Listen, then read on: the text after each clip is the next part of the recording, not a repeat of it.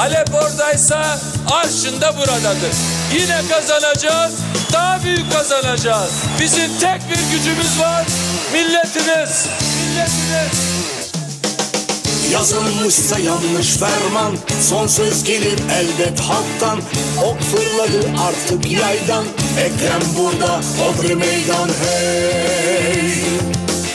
Ekrem burada, hodri meydan hey. Halep orada, Arşın burada, kulluk etme dön vicdana. Yanlış hesap döner Bağdat'tan, Ekrem burada, hodri meydan hey. Ekrem burada, hodri meydan hey.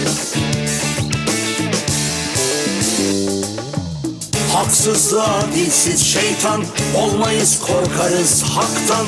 Güneş doğar hep ufuktan, Ekrem burada, hodri meydan hey. Ekrem burada, hodri meydan hey. Hey. Hey. Ayarı bozdun kantar, gün gelir seni de tartar. Çekin mazlumun ahından, Ekrem burada, hodri meydan hey. Ekrem burada, hodri meydan hey.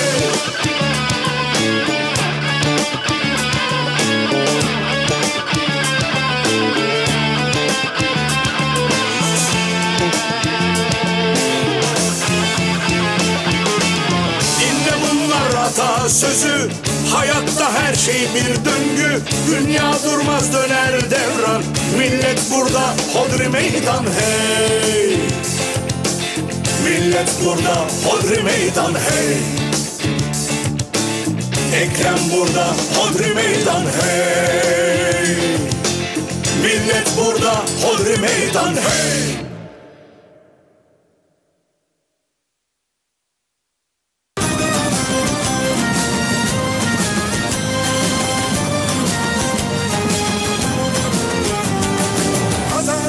Varlığın temeli derler, varlığın millete armağan olsun.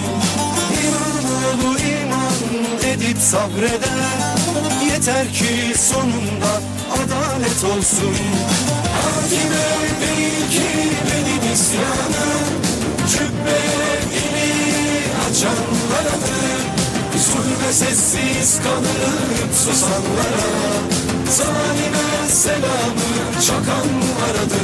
Haksızlığa, hukuksuzluğa uğrayan kim varsa onlar için mücadeleye devam edeceğiz.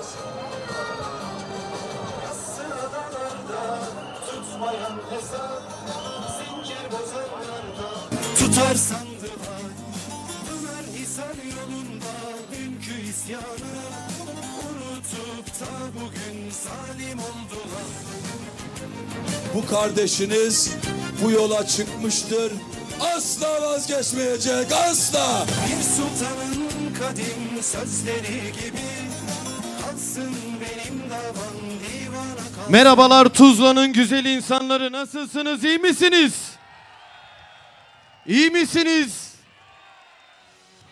Genel Başkanımız Sayın Özgür Özel Aksaray'ın selamlarını Tuzla'nın güzel insanlarına getirdi.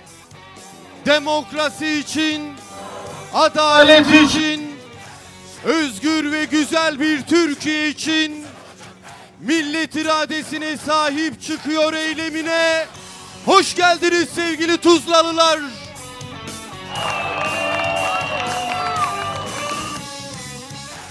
Tuzla'nın güzel insanları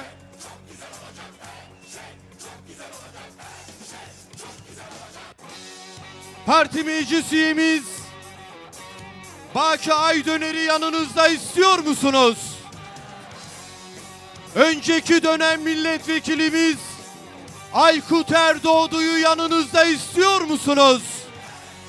Adana Büyükşehir Belediye Başkanımız Zeydan Karalar'ı yanınızda istiyor musunuz? Antalya Büyükşehir Belediye Başkanımız Muhittin Böceği yanınızda istiyor musunuz? Haksız yere zindanlarda tutsak edilen belediye başkanlarımızı yanınızda istiyor musunuz? Cumhurbaşkanı adayımız, İstanbul Büyükşehir Belediye Başkanımız Ekrem İmamoğlu'nu yanınızda istiyor musunuz? İstiyor musunuz? İstiyor musunuz? 2 Kasım Pazar sandığı yanınızda istiyor musunuz? İstiyor musunuz? Kurtuluş yok tek başına. Ya hep beraber, ya hep beraber, ya hep beraber. Ali Ercan Akpolat aramızda, hoş geldiniz diyorum.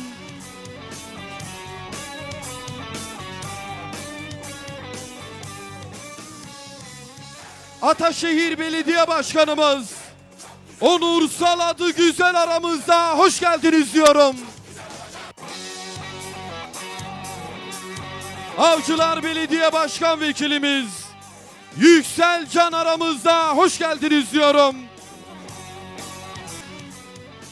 Cumhuriyet Halk Partisi İstanbul İl Kadın Kolları Başkanımız Hatice Selli Dursun'u buraya davet ediyorum.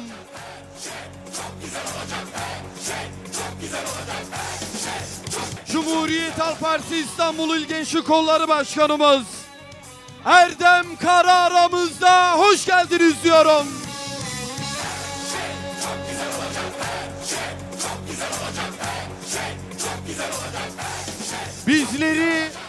Bizleri bu güzel kalabalıkla buluşturan Cumhuriyet Halk Partisi Tuzla İlçe Başkanımız Hasan Ulvi Zengin aramızda, hoş geldiniz diyorum.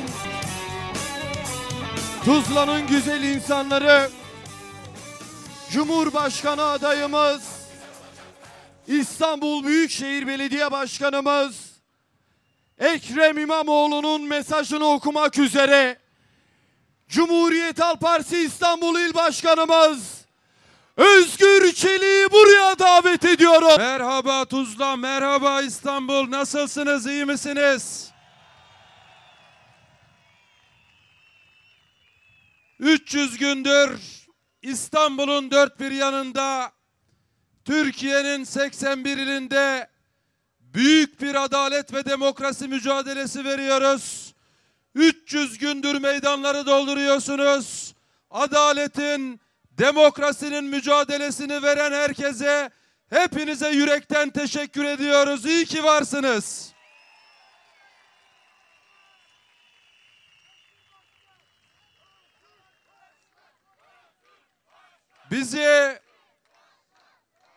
Bizi sizlerle bir araya getiren Tuzla İlçe Başkanımız Hasan Ulvi Zengin'e yürekten teşekkür ediyoruz.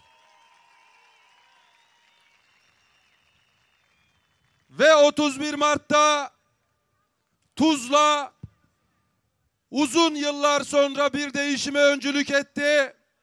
Genç bir kardeşimizi, 32 yaşında bir avukatı Eren Ali Bingöl'ü Tuzla'ya belediye başkanı seçti.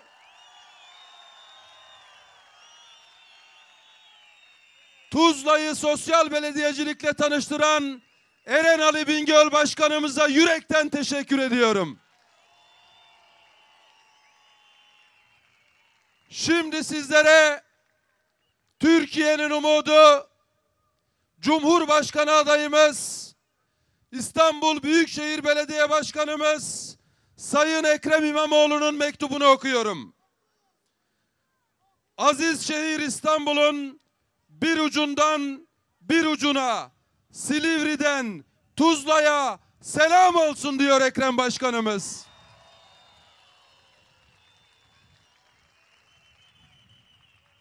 İstanbul'umuzun kendine has güzel ilçesi Tuzla'nın güzel insanları, kıymetli hemşerilerim, güler yüzlü hanımefendiler, kıymetli beyefendiler, sevgili gençler, güzel çocuklar, hepinize merhaba diyor Ekrem Başkanımız.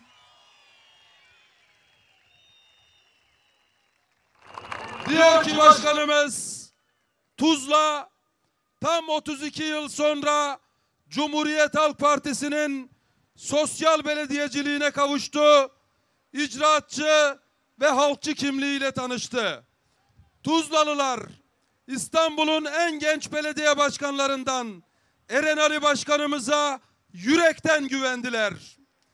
Onun enerjisiyle, azmiyle Tuzla'ya canla başla hizmet edeceğine inandılar. O da sağ olsun sizlerin güvenini hiç boşa çıkartmadı, çıkartmayacak. Biz 2019'dan bu yana Tuzla'da çok şey değiştirdik. Bu değişimi en çok ve en derinden sizler yaşadınız, sizler hissettiniz. Tuzla'ya kreşler açtık ve okul öncesi eğitim imkanlarına ulaşmada yaşanan büyük adaletsizliği bitirmeye çalıştık.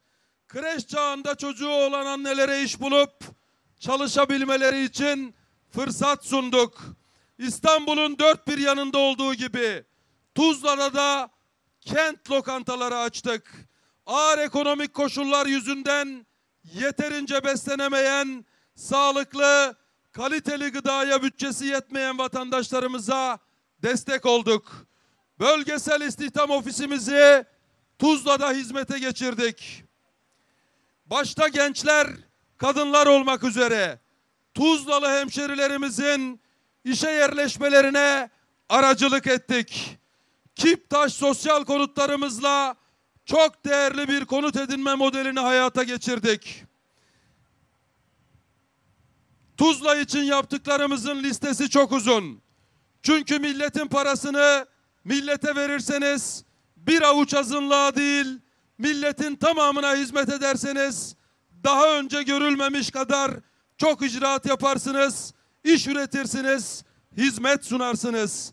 Bizimle icraatta, hizmette yarışamadıkları için sandıkta karşımıza çıkmaya korkuyorlar.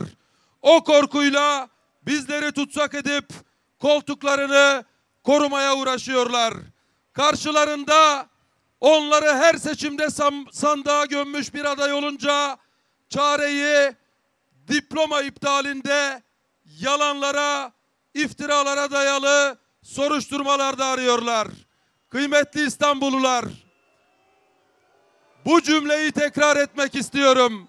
Diyor ki Ekrem Başkanımız, karşılarında onları her seçimde sandığa gömmüş bir aday olunca çareyi diploma iptalinde yalanlara, iftiralara dayalı soruşturmalarda arıyorlar. Devletimizi sahte diploma çeteleri karşısında aciz hale düşürenler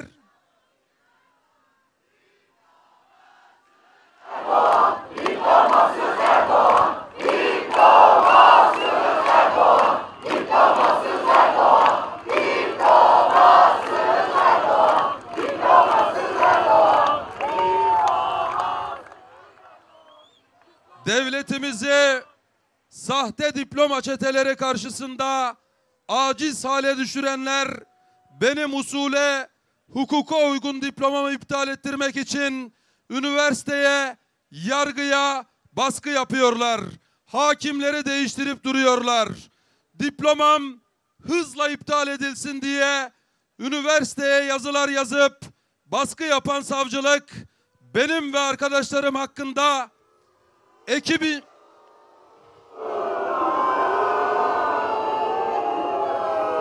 2024'te başlattığı soruşturmayı sonuçlandırıp iddianameyi hala hazırlayamadı. Tam 9 aydır aradıklarını bulamadıkları için ortada bir iddianame yok. O iddianame önümüze gelecek ve bütün iftiraları, kumpasları, yalanları bir bir yüzlerine vuracağız. Bir bir yüzlerine vuracağız.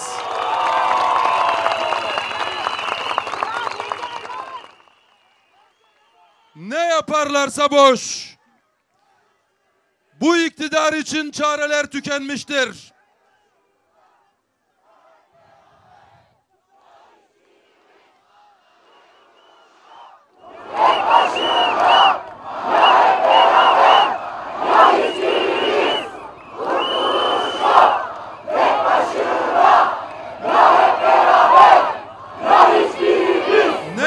varsa boş. Bu iktidar için çareler tükendi. Gerçeklerden kaçamayacaklar. Sandığı milletten kaçıramayacaklar. Milli irade hükmünü verecek ve hak yerini bulacak.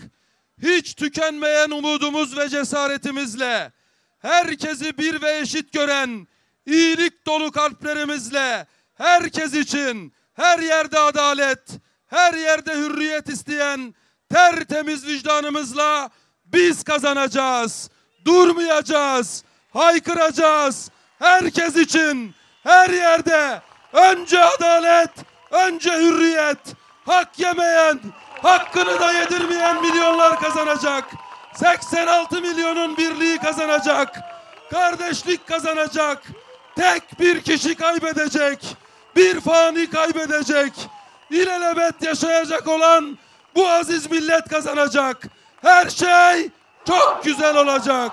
Her şey çok güzel olacak. Her şey çok güzel olacak. Her şey çok güzel olacak. Ekrem İmamoğlu, Silivri zindanı.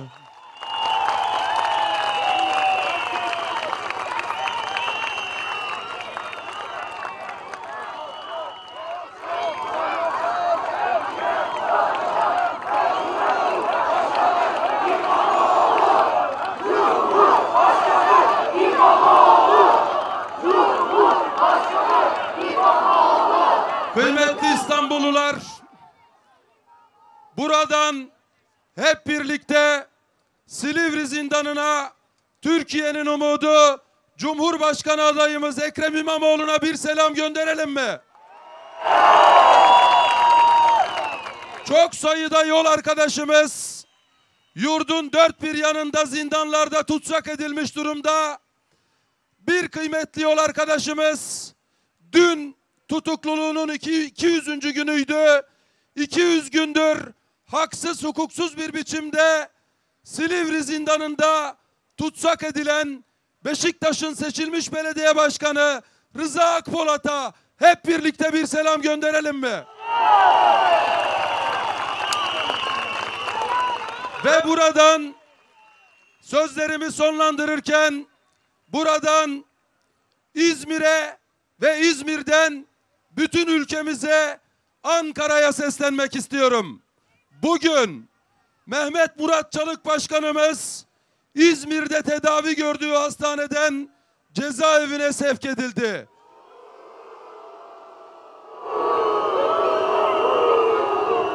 Günlerdir söylüyoruz. Haftalardır, aylardır söylüyoruz.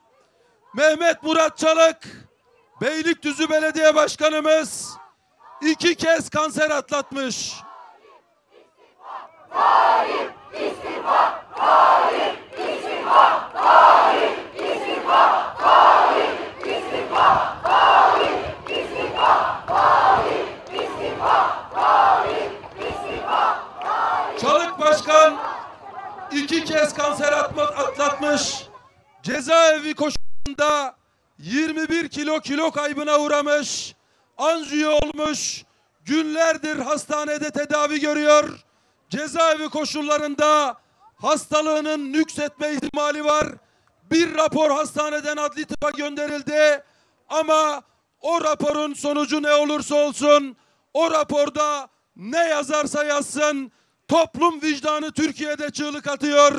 Bu çığlık Türkiye'nin dört bir yanına yayılıyor. Bu zulüm bitmelidir. Mehmet Murat Çalık'a yapılan bu zulüm sonlanmalıdır. Ailesine yapılan bu zulüm sonlanmalıdır. Mehmet Murat Çalık Başkanımız bir an önce tahliye edilmelidir.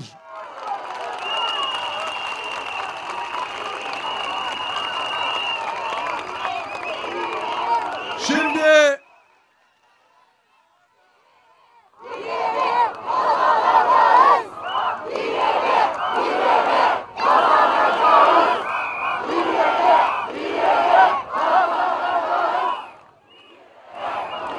sözlerimi sonlandırırken şimdi Sayın Genel Başkanımız biraz sonra sizlere hitap edecek.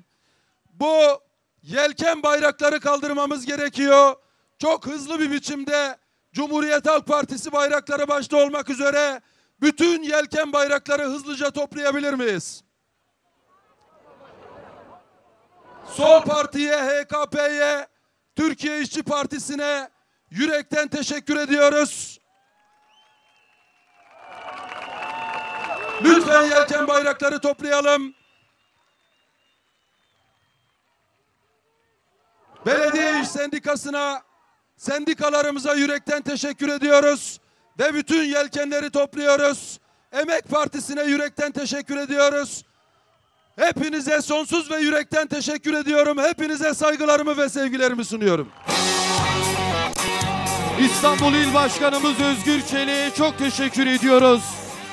Tuzla'nın güzel insanları sizleri selamlamak üzere engellere rağmen Tuzlalı komşularının sorunlarına çözüm üreten Tuzla Belediye Başkanımız Eren Ali Bingöl'ü ve kıymetli eşi Ayşegül Bingöl'ü buraya davet ediyorum. Cumhurbaşkanı adayımız İstanbul Büyükşehir Belediye Başkanımız Ekrem İmamoğlu'nun kıymetli eşi Dilek Kaya İmamoğlu selamlıyor sizleri. Başkan Vekilimiz Nuri Aslan selamlıyor sizleri.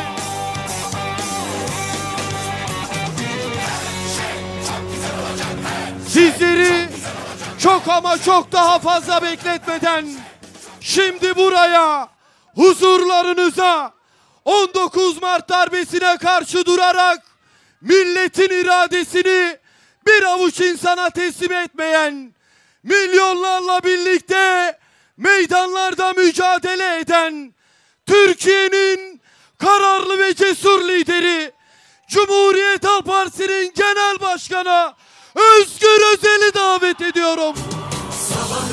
Türkiye İttifakı'nın mimarı, umudumuz, Genel Başkanımız Özgür Özel sizleri sevgiyle, saygıyla selamlıyor. İlginize, sevginize teşekkür ediyor.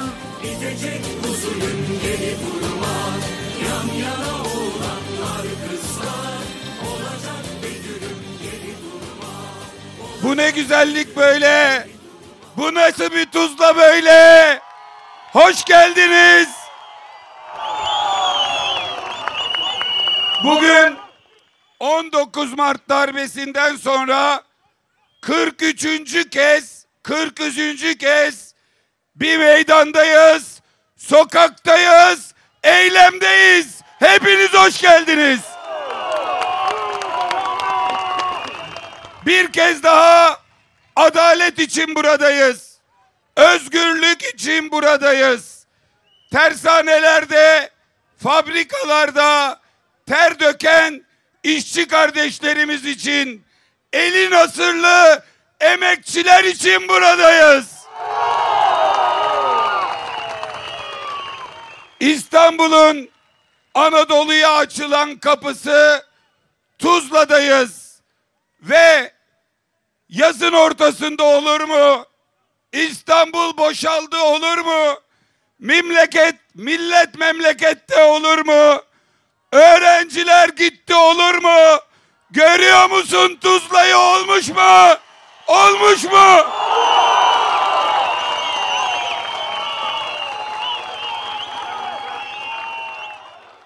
Özellikle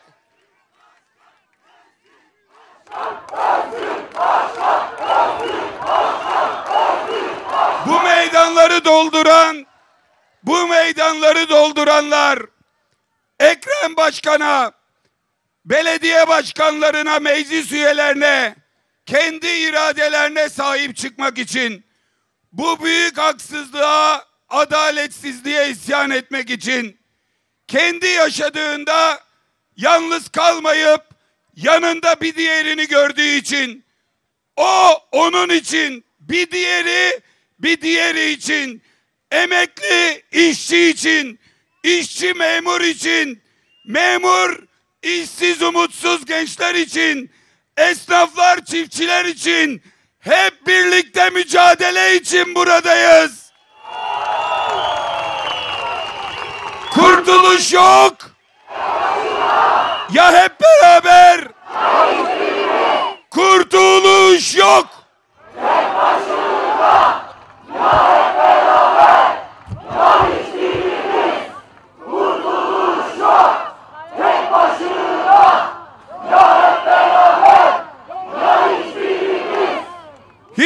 boşa beklemesinler. O meydanlar da olmaz. O eylemler tutmaz.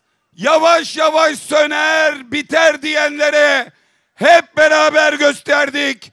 Göstermeye de devam edeceğiz. Enerjimiz yüksek. Bitiremezsiniz. İrademiz çeliktendir. Bükemezsiniz. İnsanımız yüreklidir. Korkutamazsınız. Bizi yolumuzdan çeviremezsiniz.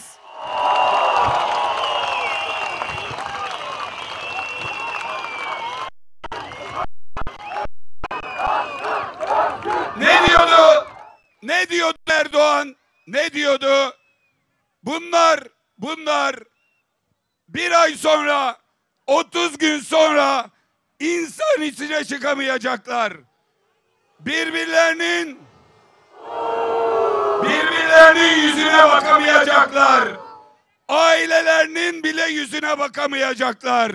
İşte Ekrem Başkan'ın emaneti kız kardeşiniz burada.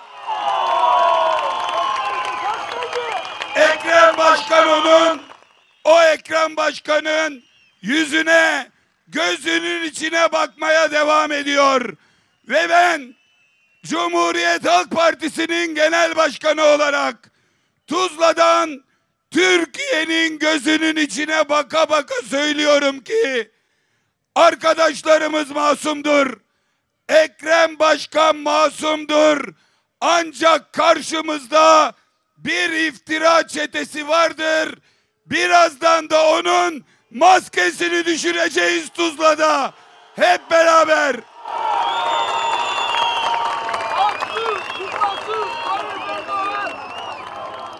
Buradan Erdoğan'a sesleniyorum. İnsan içine çıkamayacaksın dedin. 30 gün sonra, 140 gün sonra ben Tuzla'dayım, Yozgat'tayım, Konya'dayım, Van'dayım, Mersin'deyim, bütün Türkiye'deyim. Sen neredesin Erdoğan? Sen neredesin?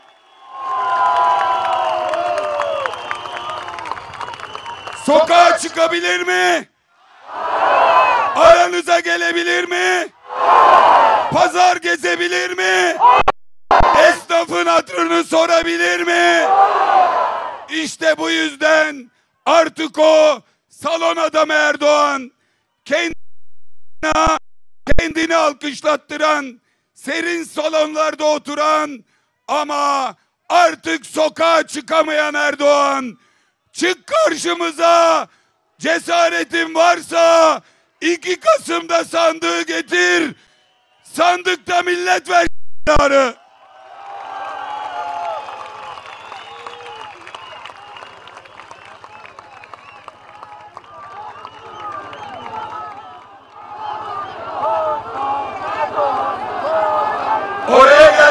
Oraya geleceğim.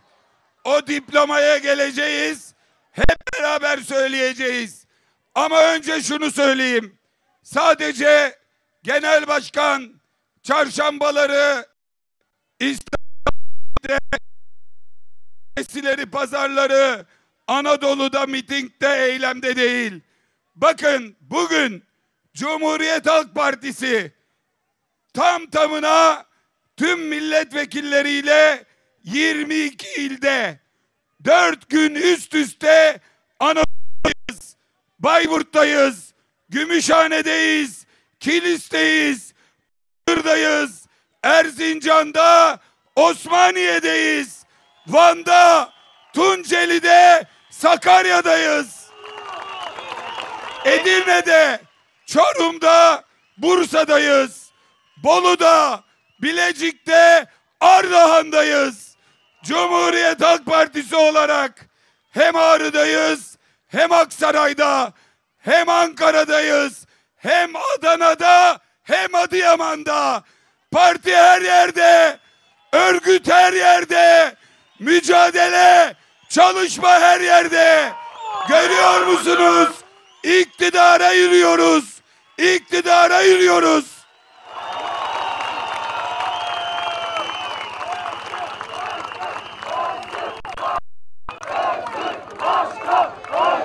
Başkan! çalışkan örgütümüze, grubumuza, parti meclisimize, YDK'ya teşekkür ediyorum. Ayrıca bizi meydanlarda yalnız bırakmayan, milletin derdinde ortaklaşan, mücadelede ortaklaşan tüm muhalefet partileri, burayı şereflendiren tüm partilere ve bu iktidarın karşısında mağdurun ve mazlumun yanında duran, duran tüm kardeş partilere teşekkür ediyorum.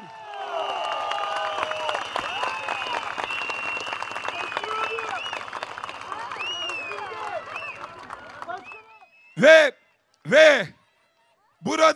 burada bir teşekkürü de Tuzla'ya etmeliyim. Tuzla 1992'de kurulmuş bir ilçe. O günden bugüne 7 seçim gördü. Yenildik, kaybettik. 47 yıldır Türkiye'de ve kurulduğundan beri Tuzla'da kazanamamıştık. Küsmedik, darılmadık. Kabahati Tuzlalılarda değil, kendimizde aradık. En doğru adayı bulmalıyız. Karşısında dedi. Tuzla 1902'de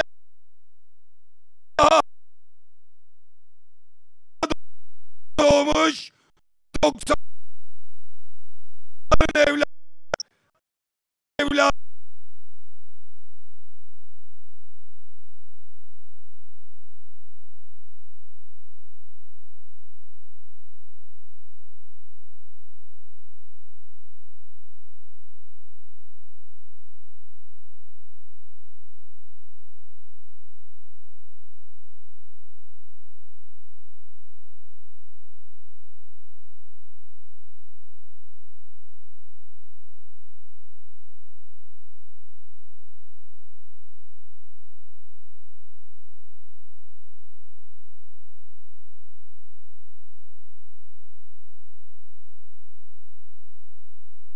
Hepinize teşekkür ediyorum. Hepinize teşekkür ediyorum. Şimdi madem Özgür Başkan demeye lüzum yok, onu deriz. Önce bir iki niyetlendiler, olmadı. Önce buradan bir sesimizi duyuralım bakalım Silivri'ye. Cumhurbaşkanı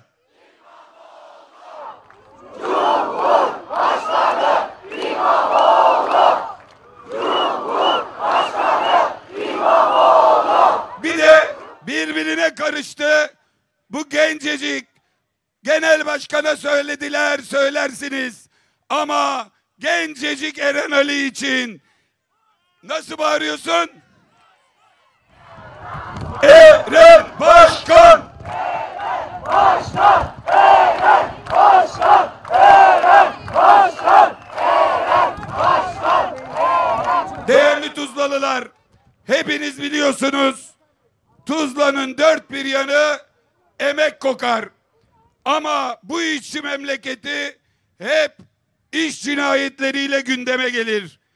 Bu bir yüzükle siyasete girip daha sonra evlatlarının gemicikleri olan birisi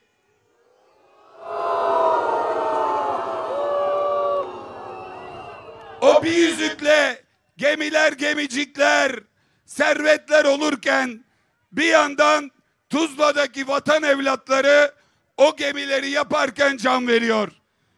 Her gün ölümüs oluyor, kanser oluyor, silikozise yakalanıyorlar. Can veriyorlar. Erdoğan 23 yılda 30.200 işçinin hayatını kaybettiği iş cinayetlerinin olduğu bu ülkede bu yılın ilk yarısında 961 işçi iş cinayetlerine kurban giderken, yani ilk 6 ayda 3 tane Soma faciasını birden bu ülkede yaşamışken halen daha sermayeyi duyup onların üretim hırsını baskılamamak için gerekli tedbirleri almayanlara karşı Tuzla Meydanı'ndan söylüyoruz. İktidarımız elbette zenginlik getirecek. Yoksulluğu bitireceğiz. İşsizliği bitireceğiz. Elbette ülke kazanacak. Patronlar daha çok kazanacak. Ama hem adil bölüşeceğiz hem de bu ülkeyi kötü ölümler, ucuz ölümler, kolay ölümler ülkesi olmaktan çıkaracağız. Andolsun ki çıkaracağız.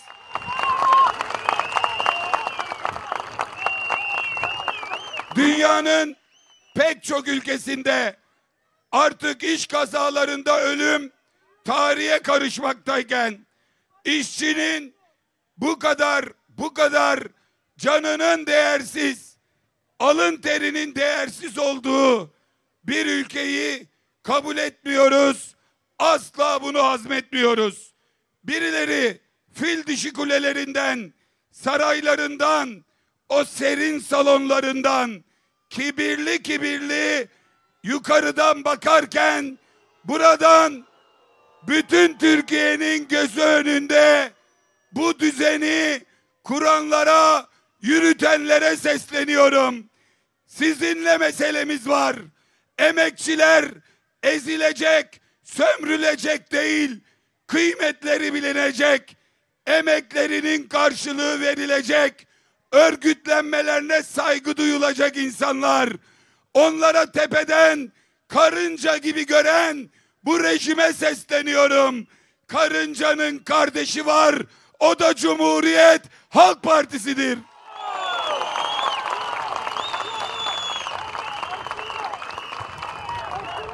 Ve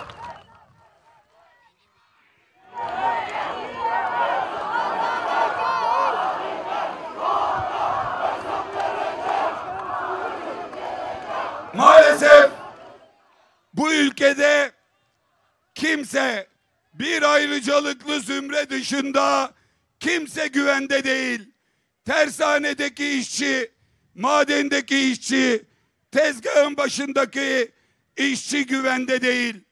Maalesef pazar yerinde katledilen çocuklar, para için ölüme terk eden çocukları öldüren Yeni Doğan çetesi, metan gazından ya da güneşin altında Mehmetçiği öldüren, Mehmetçiğin ölümüne sebebiyet veren tedbirsizlikler, iş bilmezlikler, ormanda yanan ağaçlar, ormanda yanan canlar, ormanı kurtarayım derken hayatını kaybeden canlar var bu ülkede. Ve maalesef ne ormana, ne işçiye, ne çocuğa iyi gelmeyen bu kara düzen, bu kötü rejim şimdi de yine durduramadığı, her yaptığı uygulamayla daha da artmasına sebebiyet verdiği kadın cinayetlerinden bir tanesini daha bugün yaşadık. Türkiye Büyük Millet Meclisi'nde bizim de grubumuza hizmet eden bir emekçi kardeşim Saliha Akbaş katledildi. Buradan ailesine, tüm Türkiye'ye başsağlığı dilerken şunu ifade etmek istiyorum ki kadın cinayetleri politiktir. Kadın cinayetleri tercihlerin sonucudur. İstanbul Sözleşmesi'nden çıkanlar kadına karşı şiddetin mücadelesinin önünde set kuranlar, nafaka hakkına bile göz dikenler, kadının cumhuriyetle kazandığı tüm haklarına göz dikenler, kadın cinayetlerinden birinci derecede sorumludur. Hesap soracağız. Hesap soracağız.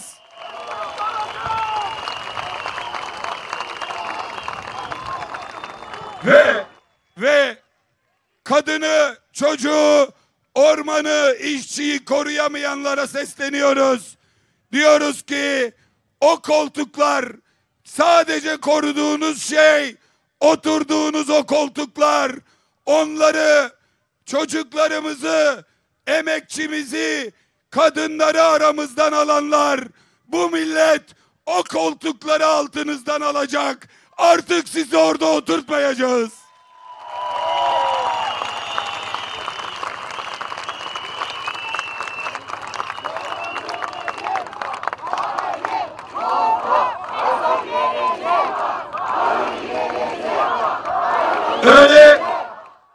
Öyle bir hale geldik ki millet güvende olmadığı gibi devlete emanet hiçbir şeyimiz güvende değil. Devletin verileri güvende değil. Yıllarca sınav sorularını FETÖ'cülere çaldıranlar, son LGS sınavını şaibe bulaştırıp sınavda gerçekten başarılı olan öğrencilerin de ailelerini üzenler, herkesin içine de şüphe getirenler, şimdi sadece soruların değil, artık her şeyin birden bir bütün olarak devletin elindeki her şeyin çalındığı günlere geldik. Tüm sistemi çalmışlar. Devletin dijital altyapısına sızmışlar. Sahte diplomalar düzenlemişler. Sahte ehliyet belgeleri düzenlemişler. Ve maalesef bu ülkede çalışan, alnının teriyle, gözünün nuruyla çalışan, sınavı kazanan, üniversiteyi bitiren 1 milyon öğretmen atanmazken, üniversite mezunları işsiz gezerken, 300 atanmayan öğretmen bunalıma gidip canına kastetmiş, intihar etmişken, 2728 genç üniversite mezunu bilmediği, hazır olmadığı işlerde çalışırken, iş cinayetlerinde bu iktidarın döneminde ölmüşken, bazı yandaşlara, bazı uyanıklara sınava bile girmeden ya da kaybetse de notunu yükselterek diplomalar veren, yabancı dil sınavlarını geçiren,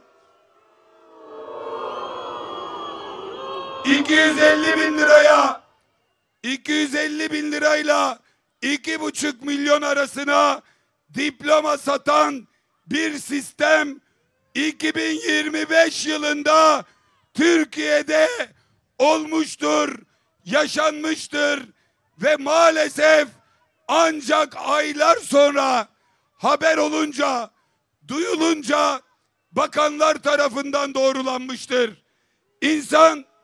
İnsan çıldıracak gibi oluyor.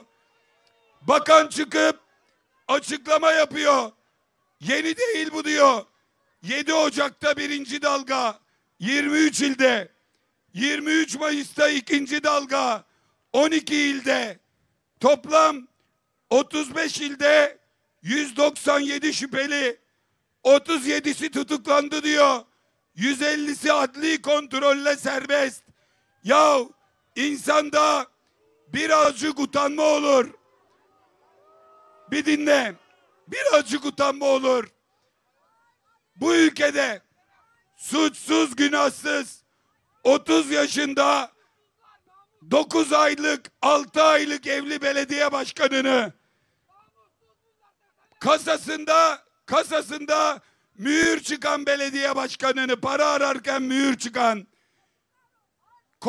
komşularını getirip komşularının önünde evini arayıp bir şey bulamadıkları belediye başkanı hakkında sabahın 6'sında basın bülteni geçenler, ispatlayamadıkları iftiraları gerçekmiş gibi duyuranlar 9 aydır bu ülkede bu skandalı örtüyorlar.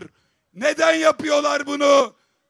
Öbür tarafta kamuoyunu bilgilendirmek amacıyla sabah 6'da yaz, burada 9 aydır 8 aydır gizle. Rejimin, AK Parti rejiminin pislik paçasından akmaktadır. Paçasından akmaktadır.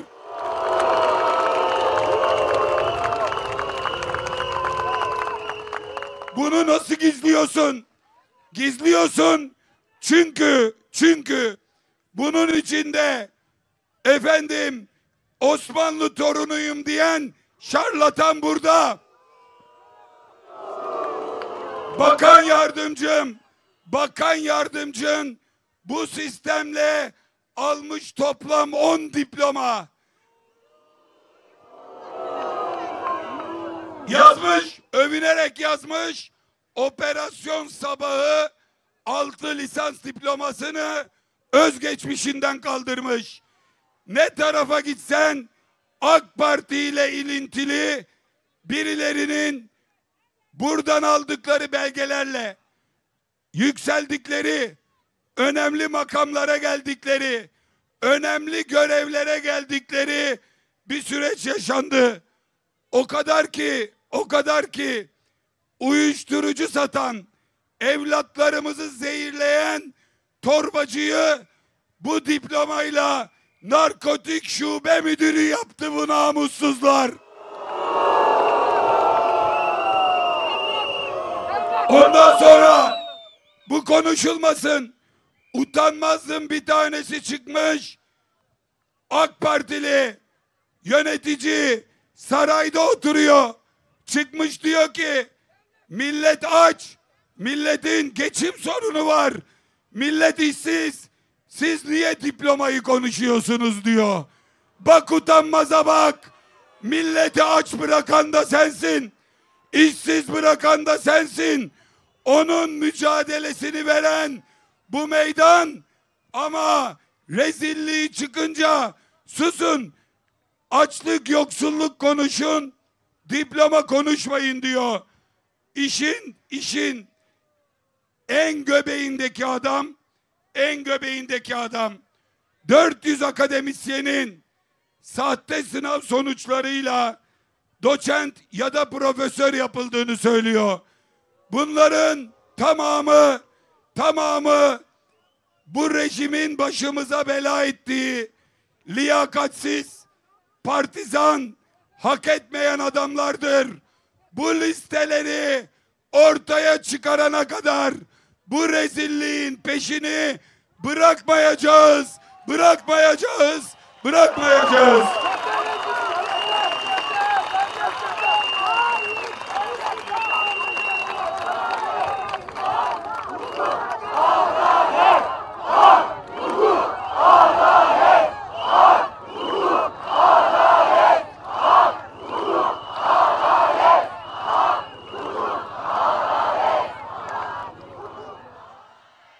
Şimdi bazen diyorlar ya Cumhuriyet Halk Partisi ne yapıyor? Bakın, elimde bir kağıt var. Elimdeki önerge şöyle. Türkiye Büyük Millet Meclisi Başkanlığına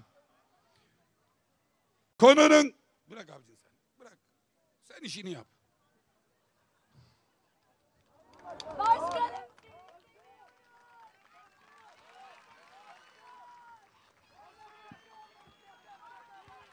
Türkiye Büyük Millet Meclisi Başkanlığına üniversite mezunu işsiz genç sayısı milyonları bulurken diplomalı doktor, öğretmen, akademisyen, bürokratlar ülke gündemindeyken özellikle kamuda liyakatın yok edilmesi ve nepotizmin artması sahte diplomayla istihdamı yaygınlaştırmaktadır.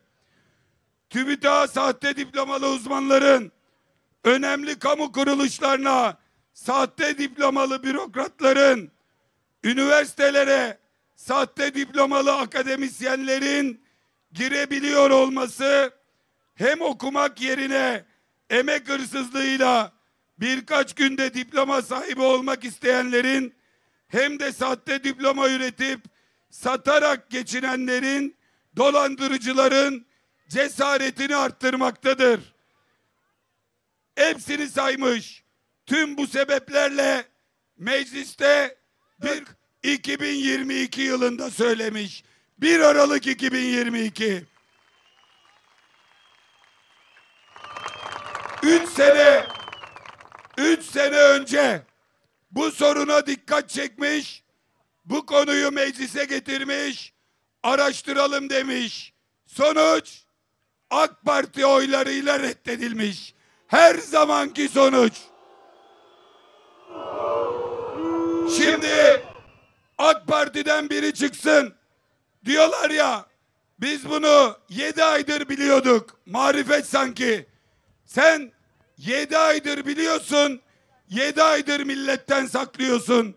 Milletvekili 3 yıl önce sana uyarmış, gözünü kapamışsın, kulağını tıkamışsın. Bu memlekette üniversiteyi bitirip de atanamayan, iş bulamayan, evde bunalımda oturan hem evlatların hem onların gözü yaşlı analarının iki eli bu dünyada da sandıkta da ahirette de yakanızdadır.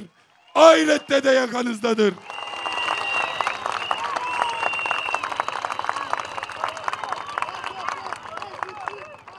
Şimdi işte bu çürümüşlük vatandaşın işini aşını çalıyor. Türkiye'de yoksullukta, gelir adaletsizliğinde Avrupa birincisiyiz. Gıda enflasyonunda dünya birincisiyiz. Maalesef faizde dünya ikincisiyiz. Asgari ücret 22.100 lira. En düşük emekli maaşı 16.800 lira. Dul ve yetim aylığı 4.200 lira. Ama Tuzla'da kiralar 25.000 lira, 30.000 lira. Bu millete ya evde kal, aç kal, ya karnını doyuracaksan sokakta kal diyen bu rejim artık bu ülkeye yük olmuştur. Biz Cumhuriyet Halk Partisi olarak 27 Avrupa Birliği ülkesinin işsiz sayısının 13 milyon olduğunu, Türkiye'deki işsiz sayısının 13,5 milyon olduğunu, dünyada enflasyonun en yüksek olduğu ülkelerden birinin Türkiye olduğunu ve bu istihdam sorununun, bu ekonomik darboğazın tamamının kötü yönetim sorunu olduğunu biliyoruz. Buradan bu meydanları dolduranlara ve bu meydanların dolmasına şaşıranlara, meydanı doldurana takdir, teşekkür, minnet sunarken şunu söylüyorum. Bunların hepsinden kurtulmak için artık bu ülkede yüzleri güldürmek için tek bir çare var. Tek bir çare var. Bu iktidarı değiştireceğiz. Onu da Tuzlalılar gibi yaparak, evde oturmayarak,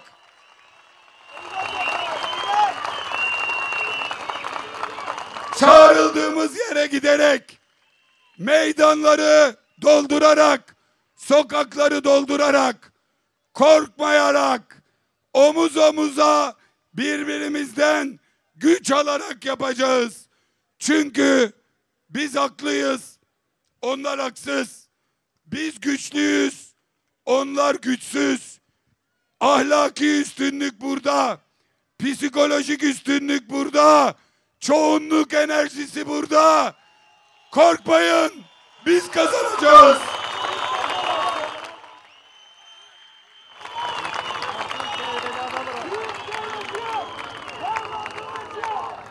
Bir tarafta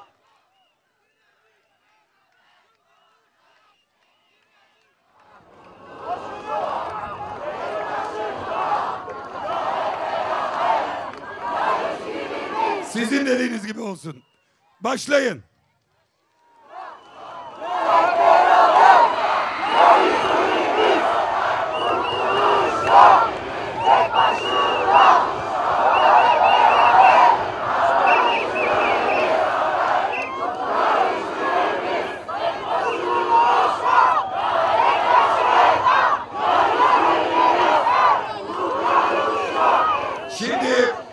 Tayyip Bey şu kadar bir kalabalık bulsa gider Konya'da miting yapar. Şu kadar bir kalabalık bulsa Büyük İstanbul mitingi yapar. Yazın ortasında Tuzla'da bir ilçede gözün gördüğü görmediği yerde bu mitingi yapanlara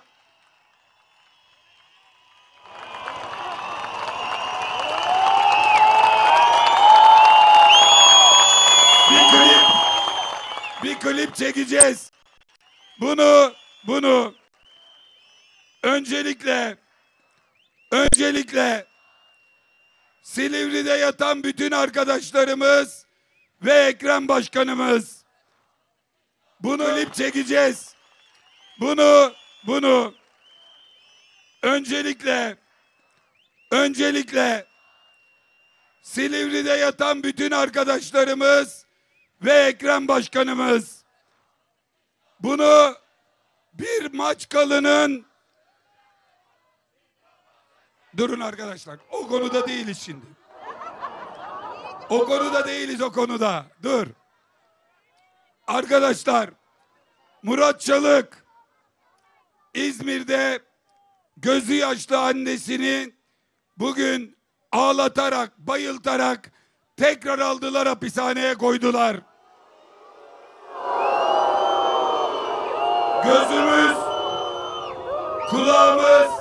Gözümüz kulağımız adli tıbbın üzerinde.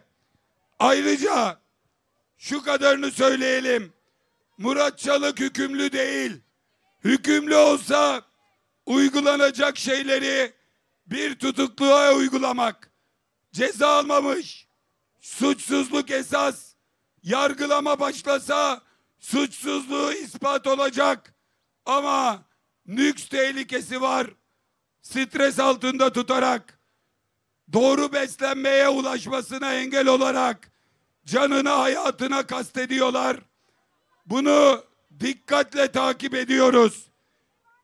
Bir Maçkalı olan Mehmet Murat Çalık, hep yiğidim aslanımı bir Maçkalı rahmetli Volkan Konak'tan ister.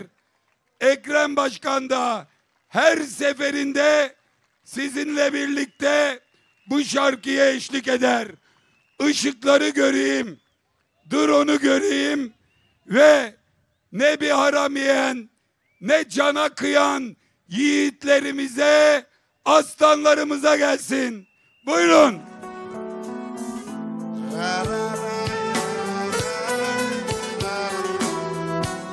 Memleketim şu sılanın ufak tefek yolları, arıdan sızıdan tutmaz elleri.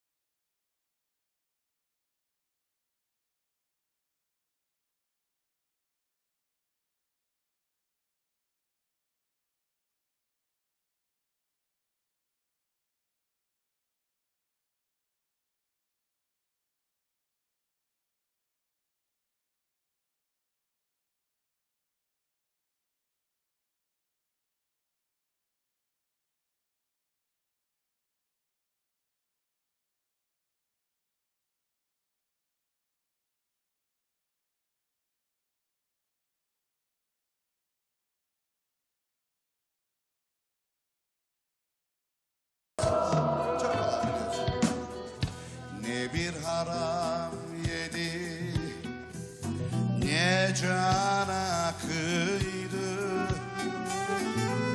ekmek kadar temiz, su gibi ayrı, su gibi.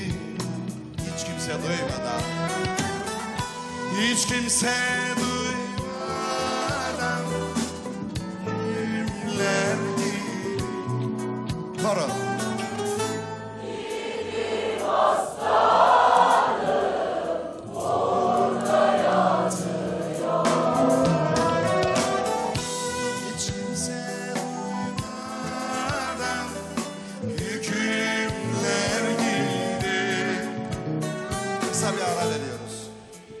Hiçbir yere gitmeyin. Türkiye'nin güzellikleri.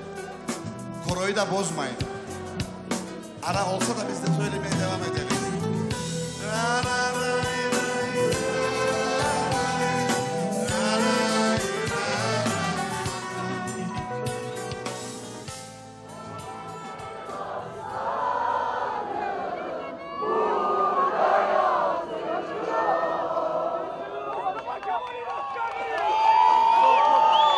Muhteşem, muhteşem. Hepinizin ağzına yüreğine sağlık. Şu Tuzla sahili, ta o en uçtan yakılan ışıkları gördüm. Hepinize teşekkür ediyorum.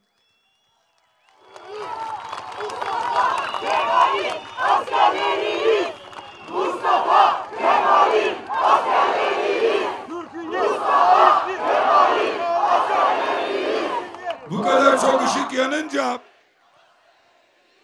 ambulansın arkasında ambulansın arkasında bir karanlık gördüm.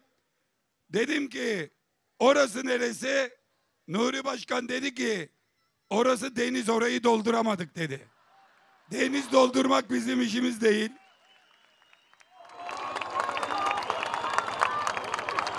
Burayı dolduran herkese çok teşekkür. Disiplin var. Kırlangıç diyor musun? Yelken herhalde. Yelken değil.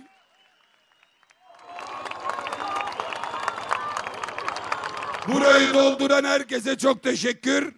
Ama bir disiplinimiz var. Bu, ben kırlangıç diyorum da doğrusu yelken herhalde. Yelken bayraklar hemen inecek. O Dost Parti'ye de rica ediyorum. Arka taraf göremiyormuş, uyarıyorlar. Bizim ilçelere rica etmiyorum. Onlar zaten hızla indiriyorlar. Sendikalara rica ediyorum.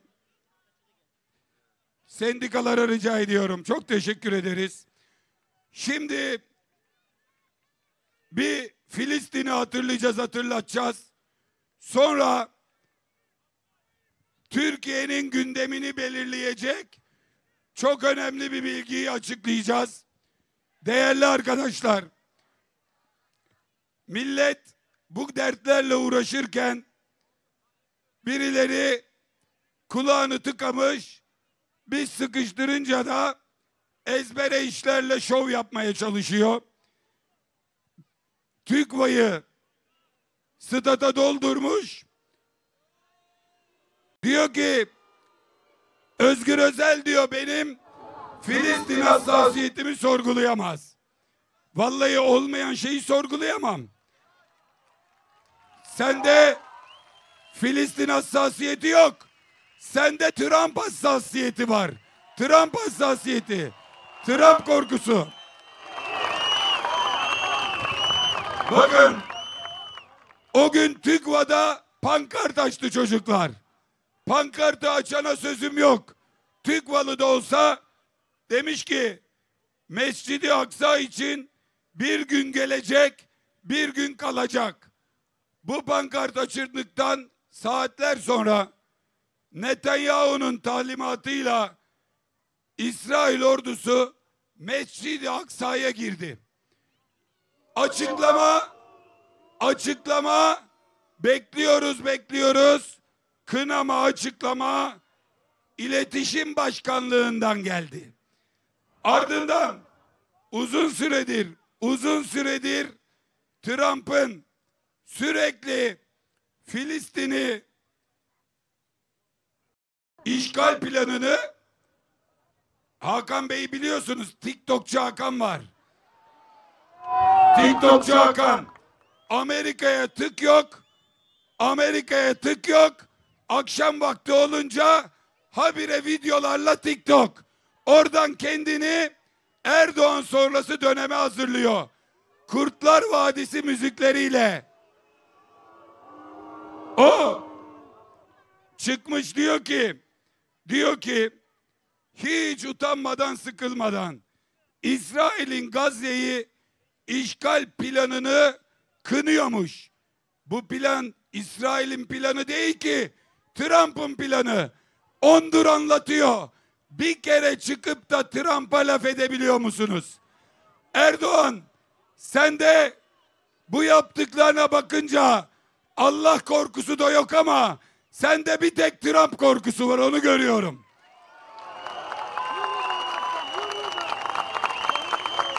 Buradan Beşiktaş stadında TÜKVA'lı gençlere pankart açtırıp Mescid-i Aksa'ya saldırı olunca ağzını açamayanlara söylüyorum.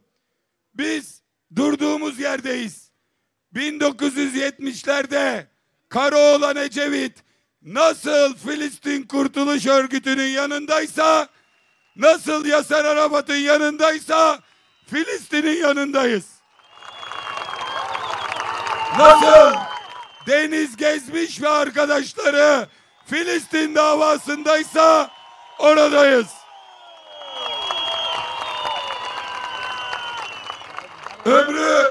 Ömrü bu Filistin davasında geçmiş insanlar şimdi hayretle, dehşetle Erdoğan'ın Amerika hayranlığına, geçmişte Filistin'e sahip çıkan partisinin, Necmettin Erbakan'ın oğluyla da birlikte Filistin mitingi yaptık.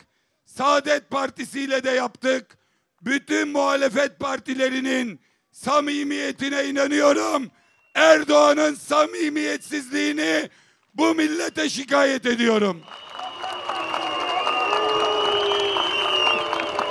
O milli görüş gömleğini çıkardı attı. Giyenlerle derdim yok. Onlara selam olsun. Filistin'e selam olsun. Musavvat Başkan dün çok güzel açıklamalar yaptı. Buradan, bu meydandan Musavvat Başkan'a ve bütün muhalefet liderlerine sesleniyorum. Ayrı ayrı partileriz. Ayrı şeyler düşünür söyleriz. Ama bu rejimin değişmesi için, güçlü meclisin gelmesi için, milletin bu içindeki harap olmuş halden kurtulması için, yeniden demokrasi için, yeniden cumhuriyet fikri için hep beraberiz, omuz omuzayız, hep birlikte olacağız.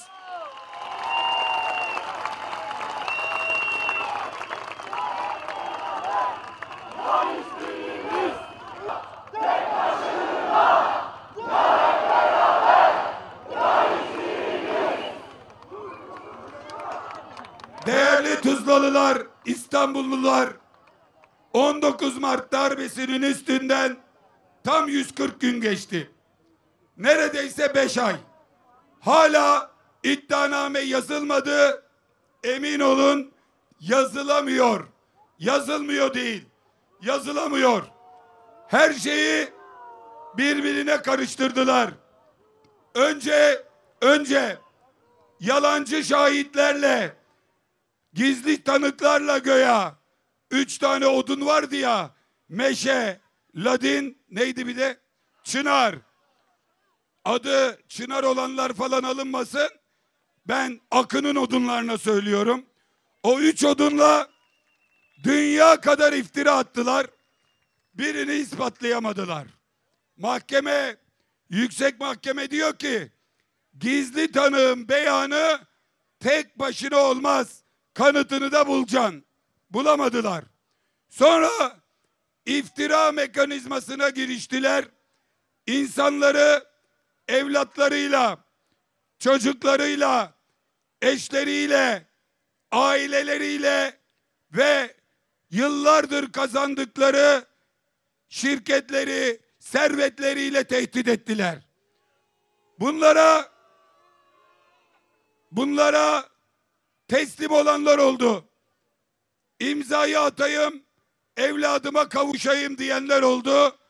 Namusuyla bunlara direnmeye devam edenler oldu. Ben buradan açıkça söylüyorum ve bugün tarihi bir çağrı yapacağım. Bakın, işin geldiği nokta şudur. Kimse yargılanmaktan, sorgulanmaktan, suç izlediyse cezalandırılmaktan muaf değildir. Bir hırsız varsa partisi olmaz, Hırsız CHP'li ise de Allah belasını versin. AK Partili ise de Allah belasını versin. Ama namuslu insanlara hiçbir kanıt yokken iftira attıranlar şimdi onlara kanıt bulamadıkları için iyice telaşa kapılıp bir yandan saçmalarken bir yandan da akıl almaz şeylere cüret etmeye başladılar. Şu anda buradan mesleklerini kötü yapan, kötüye kullanan bazı savcılarla onların elçisi, aracısı bazı avukatların gidip kişilerle görüşüp beni savcı bey yolladı, avukatlığını yapacağım, şu ifadeyi vereceksin, şunları söyleyeceksin, şu kadar da para vereceksin diyerek bir çetenin İBB İstanbul Büyükşehir Belediye davası borsası oluşturduğunun, bununla ilgili duyumlar değil, kanıtların elimizde olduğunu Türkiye'ye ilan ediyorum.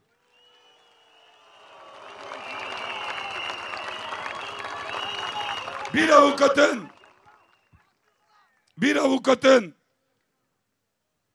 adı M.Y. Tam mı söyleyeyim? Mustafa Yıldırım.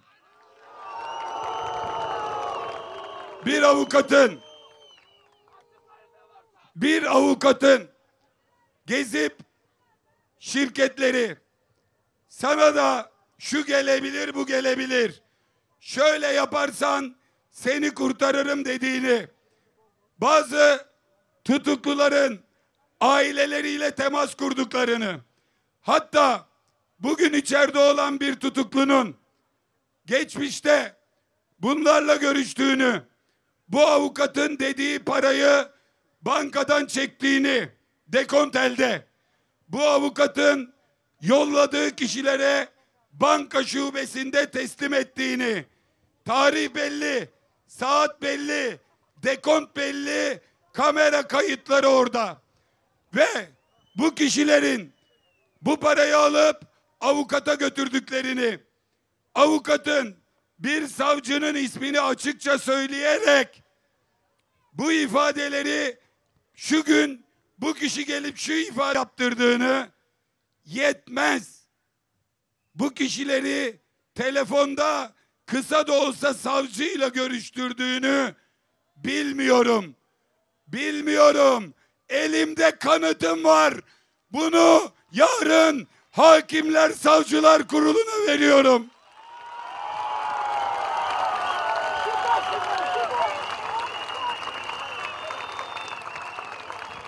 Milyonlarca dolar. Hani 1 lira rüşveti 560 milyar dolar rüşvet var dediler de Ekrem Başkan'a. Bir kör kurucu ispat edemediler ya. Milyonlarca dolarlık bir borsayı deşifre etmek hepimizin elinde. Samimi çağrımdır. HSK'ya yarın tarih, gün, saat, dekont vereceğiz. HSK'ya avukatın 40 dakikalık telefon, WhatsApp görüşmesinin ses kaydının dökümünü vereceğim. HSK dökümünü vereceğim.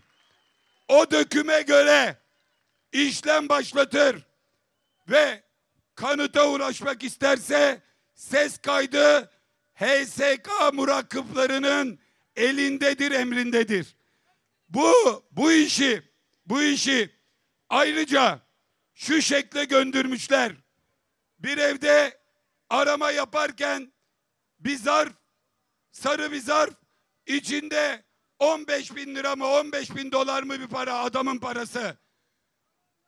4 ay sonra birisine senden sırf şu ifadeyi istiyorum, o kişiye sarı zarfı ben verdim de, rüşvet olarak verdim de, şirketini kurtar.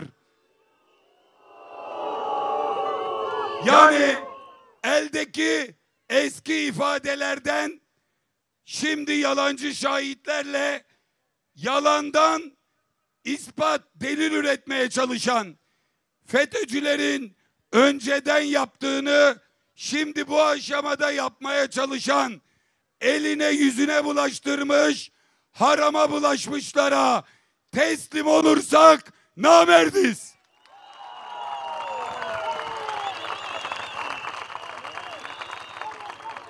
Avukatın adını M diyecektim, söyle dedi. Ben Mustafa demişim, doğrusu Mehmet'miş adı. Mehmet Yıldırım. Şimdi bu avukatı Barolar Birliği'ne şikayet edeceğiz. Bu savcıyı Hakimler Savcılar Kurulu'na şikayet edeceğiz. Ve eğer gerçekten bir soruşturma açılırsa, bu savcılar, bu Aktoroslar çetesi dağıtılırsa, doğru savcı, herkesin güvendiği namuslu savcılar buraya yollanırsa, doğru heyetler oluşursa, alnımız açık, canlı yayınlar açık, millet görecek doğruları, Türkiye'nin de o günden sonra önü açık.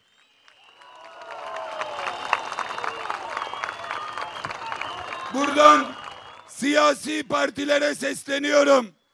Örneğin AK Parti'de bu pisliğe sessiz kalmayacak namuslu insanlara sesleniyorum. Örneğin bir önceki Adalet Bakanı Abdülhamit Gül yarın talep etsin, bilgileri, belgeleri verelim. Mevcut Adalet Bakanı, çeteden bıktık arkadaş, çeteden bıktık. Çeteden.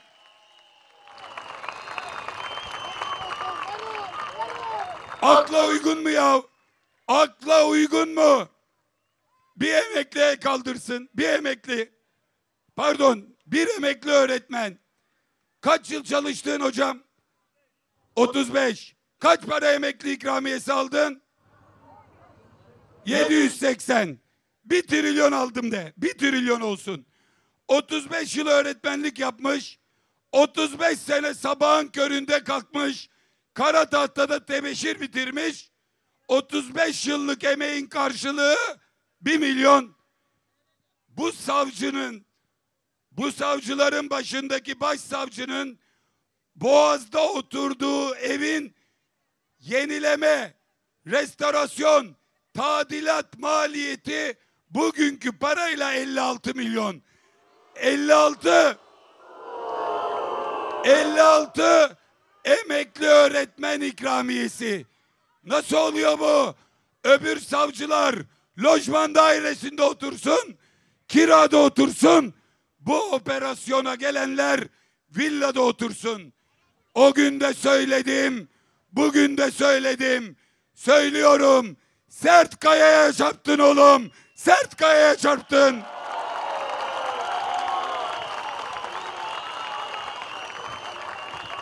Hadi açıklama yapın.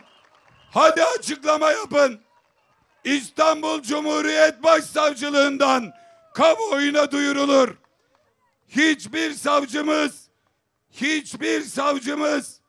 hiçbir tutuklunun oğluyla, eşiyle telefon teması kurmamış. Hiçbir savcımız bir avukat kanalıyla WhatsApp'ta yazışmamış. Sana pazartesi şunu getiriyorum, salıda bu ifade verecek, nasıl ifade vereceğini söylüyorum, yazışmaları olmamış. Hiçbir avukat ifade karşılığı para talep etmemiş, bundan savcı beylerimin haberi var dememiş, gösterdiği işler olup da bunu savcıyla ispat etmemiş.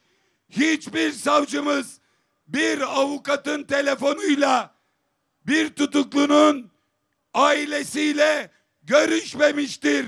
Yaz bakalım göreyim hadi. Yaz bakalım göreyim.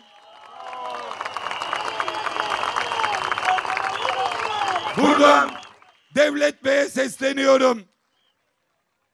Milliyetçi Hareket Partisi'nin böyle bir duruma sessiz kalmaması gerektiğini, bu pisliğin temizlenmesi gerektiğini, Adalet ve Kalkınma Partisi'nin bu düzene itiraz edecek namuslu insanlarına sesleniyorum.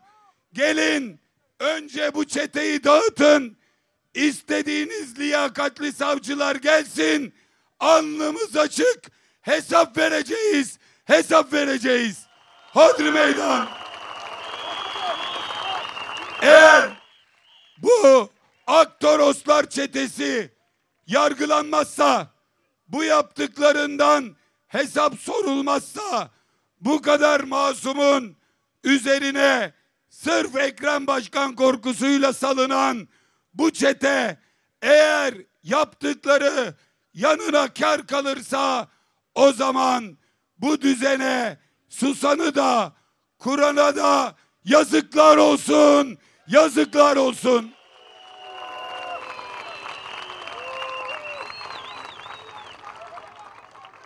Bana Erdoğan 2'de 1 diyor ki Ankara merkezli siyaset yap. Dağıt çeteyi, içimiz rahat etsin gelelim. Bana diyor ki Ekrem'i, Zeydan'ı, Muhittin'i bırak. Mehmet Murat Çalık'ı bırak. Ankara merkezli siyaset yap. Buradan açıkça çağırıyorum. Çete merkezli değil, adalet merkezli siyasete gel Erdoğan. Gel. Ben geçen hafta Aksaray merkezli siyaset yaptım. Bugün Tuzla merkezli siyaset yapıyorum. Herkesi beklerim. Pazar akşamüstü Tokat merkezli siyaset yapmaya gidiyorum.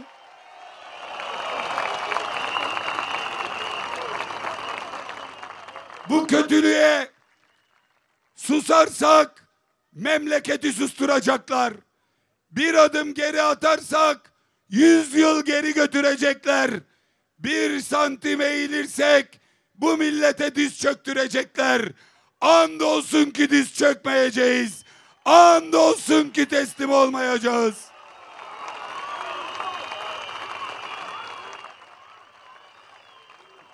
Bu kerameti kendinden menkul, kağıttan kaplan saray siyasetçileri, Erdoğan'ın etrafındaki herkesi tehdit edenler, İstanbul'a gelip burada ülke siyasetinin akışını değiştireceğini sananlar, biz idam fermanı boynunda Anadolu'ya geçmiş Gazi Mustafa Kemal Atatürk'ün partisiyiz.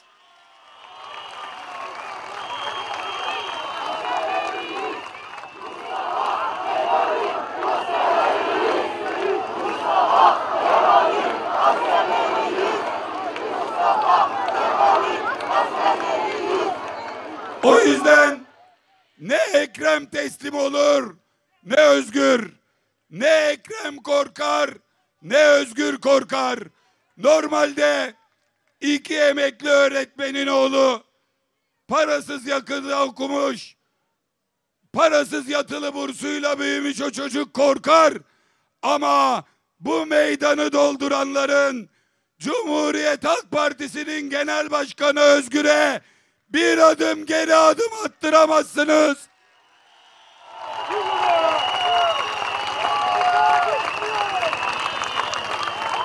...86 yıl aldığı maaşı verse alamayacağı yatı alıcı gözle gezenlerin 56 milyonluk villalarda, yalılarda lojman diye oturanların, zengin sevenlerin, televizyon patronunun kankalarının anlamayacağı şey şudur: 10 yaşından beri tanıdığı yatılı okul arkadaşlarıyla tatil yapan, bayram yapan, gittiği her tatilin faturasını arkadaşlarıyla birlikte kendi ödeyen, bir vapura binse parasını veren Özgür Özel'i de, Ekrem İmamoğlu'nu da, bu partinin temiz evlatlarını da teslim alamayacaksınız.